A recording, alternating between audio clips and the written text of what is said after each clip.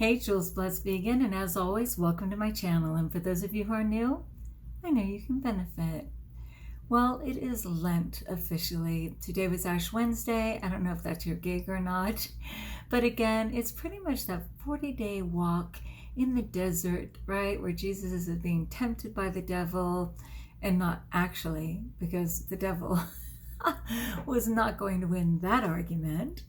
But for us, it's an opportunity to get ready for passion of Christ, from the condemnation to the crucifixion, to the scourging. I mean, prior to that, beating him, of course, within an inch of his life, mocking him with a crown of thorns, all the wickedness that humans could put on this completely innocent person that they had trouble grasping. I mean, like it says biblically, isn't this the Jesus of Bethlehem? Isn't he like the local kid made good? Like, how in the world is he proclaiming to be God? It would be difficult. It would be very difficult. I get that.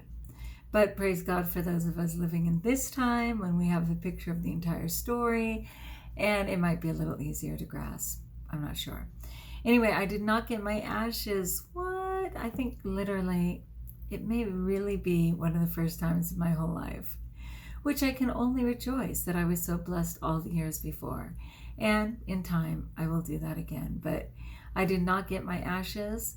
Again, that's just representative of humbling us and reminding us that we come from dust, and to dust we shall return. You know, this is just a brief journey here, a way station on our way to eternal life. So, yay you. I'm not, because I'm binge prone and all the things that I am, I'm not going to be giving up something, especially the game people play of trying to lose weight during Lent, and they're not even necessarily thinking of Christ. I'm not going to do any of that. Instead, I'm going to take some things on. I promised to either attend or watch the online Catholic Mass every day, and to say 2 sets of rosaries. So today was actually the glorious mysteries, but I will also say the sorrowful mysteries. I'm going to say the sorrowful mysteries every day, because let's be fair, that is the passion. That is getting ready for what transpired. So that's kind of my goal. And my other goal is to not get overly complex with my food, but just rejoice that I have any. Prayers out to all of you guys under snow, all of you guys with no power, all of you guys scared of where your next meal is coming from, whether or not you have a job, whether a person in your life is going to live. Peace be with you. Seriously, peace be with you. I am on prayer patrol. Let me know how I can support you. You can find me at Jules Blessed Vegan on Gmail, Jules Blessed Vegan on Yahoo, Jules Blessed Vegan. Let me try and think. What are some of the other ones? I'm on all of them. You can find me on all of those. You can find me in Messenger on Facebook. You can find me in Instagram. I'm around. You don't want to announce it here. And I will get you on a Million Warrior prayer site, a Million Warrior prayer site. It's more than 1 million people, and it is very powerful, because I think it's a double prayer in the sense that they don't even know you, and yet they write beautiful prayers and just fantastic faith-filled pleas to God on your behalf. To me, that's a double prayer. It's selfless, it's beautiful, and I know God's hearing those prayers. So let me know how I can support you that way. All right, what we've also been doing is 20 days of traps that humans just generally fall into. Today is actually day 14, but you're right on time if you're just joining us with that. And also 10 days of self-love. I'll start with the self-love. So this is day 4. It's brilliant. It's go on a solo day trip. As always, it doesn't matter if it's not something you can do right now, but keep it in mind as a way of showing self-love. Go on a solo day trip. A lot of people aren't comfortable with themselves, like to be alone. It gets too intimate. They start hearing too much. They stop thinking too much. Start thinking too much. I, as outgoing as I appear, am almost never more content than when I'm alone, which is sad for the people around me. And I don't necessarily call myself a loner, because I'm never actually alone. Like in my mind, I'm conversing with God. I'm processing things that, like I'm so incredibly content, but I don't mind being alone. And a solo day trip, so yes. I don't don't know when that'll happen, but it's a great way to show self-love. All right, so the trap of failing to move on, right? That whole idea that yesterday's past, tomorrow isn't ours yet, and today is the present. Well, good save on having to sneeze my head off. I don't know why that is just a chronic experience when I'm doing these videos. I am not allergic to this topic. But yeah, the trap of failing to move on. Nearly everyone has some event in life that's hard to move on from. Sometimes we just can't seem to process it to our satisfaction. There are questions we cannot answer, and may I add, will never be answered in this realm. They won't be answered in this realm. It could be that God's protecting you from that whole picture, which He doesn't believe you can even handle in its entirety. There may be no need for it, for you to actually find the answer. You know, it's like when you agree to disagree with someone. Sometimes you just have to accept that you will not have that full picture, and certainly not in this realm. There are regrets. Hello. If this had not happened, if only that had happened. Regrets about timing, bitterness about the way we were treated, hopes dashed, dreams destroyed. We could go on. You know, I usually find that people focus the most on the past when they are just not content in the present. They'd rather be anywhere but in the present, right? So it's just easier to ponder the brilliance of yesterday, which in fact was not brilliant, or the joy of tomorrow, which is not promised. I so get it. But even though we need not pretend that certain things never happened, and we need not deny how we feel about them, there's no reason for us to wallow in it, to cling to what is no more, or pretend that it will return. Whenever we get a cut, the body grows a protective shield of fibrin that covers the newly injured tissue. We call it a scab. The scab protects the skin from additional injury. It also protects the newly forming skin from bacteria. Isn't God brilliant? He made this amazing machine that is so efficient if we allow it to be, and more importantly, if we feed it properly, right? Live food, live body, giving it the nutrients it needs to do its job. Scabs are not an accident. They're the body's natural bandage, and they serve a good purpose. If you've ever scraped off a scab, you realize the purpose they served. Scabs are better left on. Oh, it's so hard. When I was a little girl, I used to pick at scabs. Terrible. Likewise, when we've been psychologically or emotionally injured, we need time to heal. There are a variety of aids to the healing process similar to the scab concept. Let me repeat that. So there are a variety of aids to the healing process similar to the scab content. Time can help. Talking with a friend can help. Reading the stories of people who've gone through similar experiences can help. Meditating on what happened, as my friend Tanny Ross says, thinkitating. For me, meditation is prayer. I'm all in for prayer. For some people, meditation is thinkitating, right? You're just highly thinking it out. Others can literally sit in the om of it and quietly wait for the universe. Yeah, no, I'm not that patient. But anyway, yes, if you've never heard of Tanny Ross, she's a social media phenom on every health platform. Look her up. So you can meditate on what happened. You can pray about it. Yes. Talking with a therapist who knows a lot about such experiences can also help. Yeah, what doesn't help is being all alone, feeling all alone, deciding no one cares. You know, that's the whole thing. The world is vast. People do care if you allow them to, right? And if you don't, that's on you, and you need to own that as well. A certain person in my life talks about wanting friends, but in no way wants to move in the direction of getting friends, right? Talks about many things that might ease his burden, but when it comes to the footwork, it just doesn't match what the mouth is saying. So That's okay. I mean, sometimes ideas start to form first on the lips, then hopefully in the heart, eventually to the brain, and into action. I get it. You know, we're not necessarily ready, but the universe keeps telling us that it is something we need to act on eventually. All right, all of these can aid the healing process, and any or all of them can be used. But eventually, it will be time to move on in your life. The outer scab will have served its purpose. It will fall off, and the formerly injured tissue is now healed. There may be a scar left behind, but the injury itself is no longer debilitating. It's healed. Yeah, I don't mind the scars. I have some scars. This one was from cancer. I had melanoma removed on my forearm. I have a scar, a 4-inch scar on my back. Don't worry, my bikini career is still intact. Why are you laughing? For back surgery. I have a scar on my knee from where I fell on a broken glass when I was a little girl. I have like some interesting scars that are great memories for me. They're great stories, and I don't mind having those scars. But it's important to know that the event is long gone.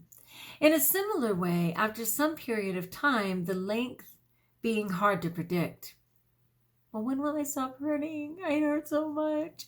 I don't know. I can love you through the hurt, but I don't know when your hurting will stop. It's different per person, right? So many people dying right now. I just tell people that they can love for all the time that they can absolutely mourn for all the time that they loved. And it may have been a lifetime. For me, when I love someone, it's an instant connection with the Holy Spirit. I may have just met this person, but I already know that I absolutely love them and that love will be steadfast forever. Am I allowed to mourn someone I just met a year or 2 years ago? It doesn't matter. Love is love is love. And you can hurt for as long as it takes, but you have to keep living in the interim, right? So we don't know how long the length will be. It's hard to predict. You'll heal from your trauma and be ready to move on. It may not be easy. It may take all the strength you can muster to do it, but you must do it, and you can do it.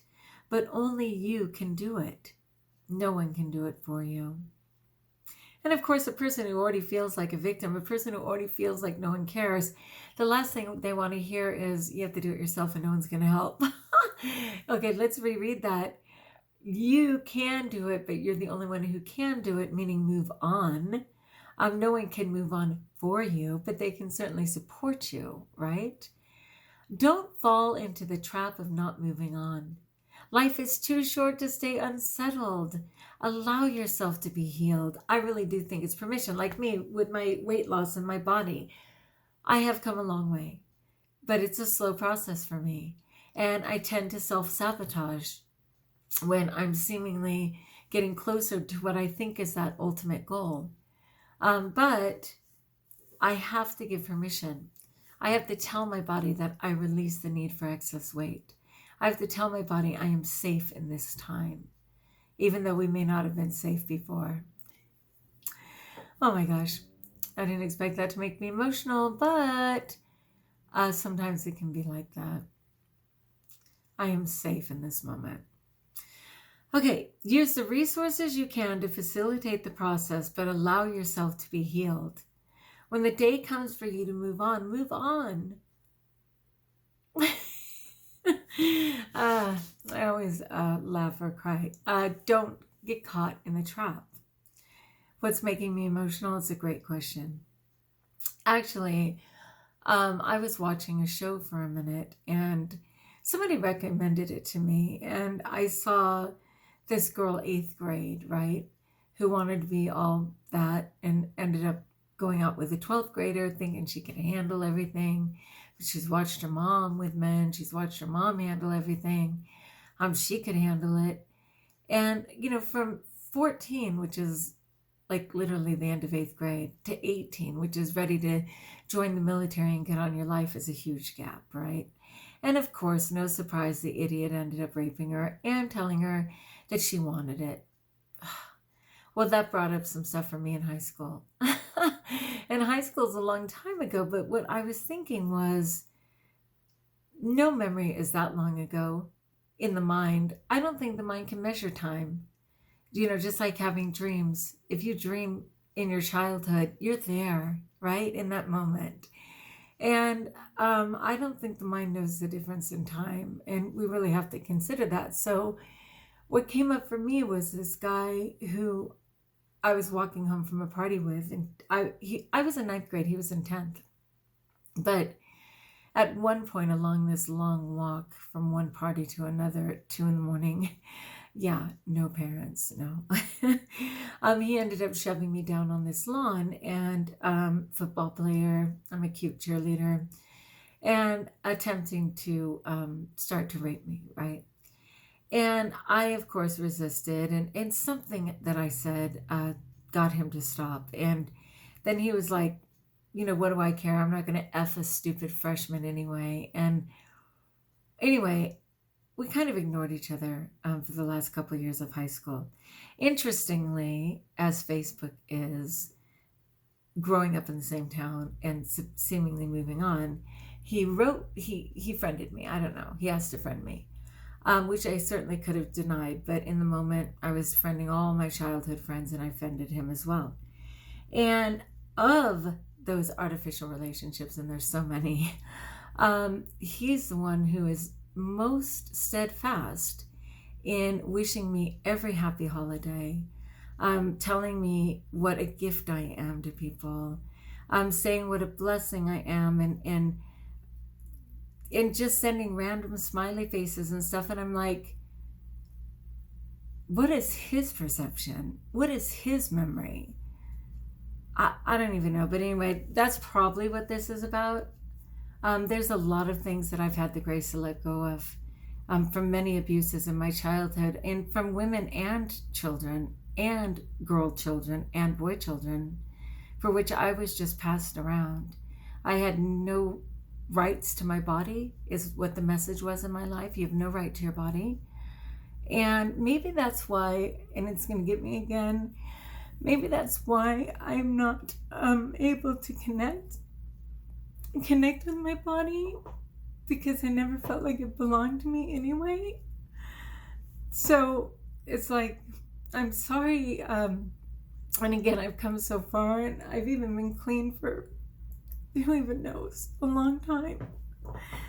But ultimately, there's a disconnect that just says, and this is another thing I hate about social media, and I don't necessarily see the people as I see the spiritual warfare and the stupid devil and everybody, because I consider myself a God person. Every stupid day, and don't tell my husband, he'd freak. Men, every freaking day on Instagram, Facebook, write me 6, 7, 8, 9 men every single day. Hey, beautiful. Hey, smiley face. Hey, from everywhere. And maybe you guys get that too. I don't know. Maybe it's just by virtue of being a woman. I have a feeling it's more my plight than just that. And I have to, of course, omit them every minute. But part of me immediately says, they're just seeing a fat chick, and they're just thinking, cool, she'll be fat and insecure, and they'll have a chance with her. Other parts of me are saying that it's just life challenging me in the same way. For most of my life, I had a message on my head that said, please abuse me. Every predator comes from everywhere, out of the woodwork in my life. Whether it's on the street, just in life. And I don't know what that's about, but it's a challenge that I haven't overcome. I don't ponder it too much, but again, this movie triggered me, and then this is kind of triggering me. I've been really blessed to not be in the brokenness of my life, but occasionally it does get me. And I'll have to pray about it and think about that. Maybe it's part of my 40-day walk, and I'll leave it at the foot of the cross as I suggested. But as always, people, thanks for letting me share. I really appreciate my JBV community, and I'll continue to see what's up with that. But anyway, like if you like, join us if you haven't subscribed. Don't be a predator. And let me know how I may support you. And until we talk again, best of all, as I truly believe, know that we are blessed.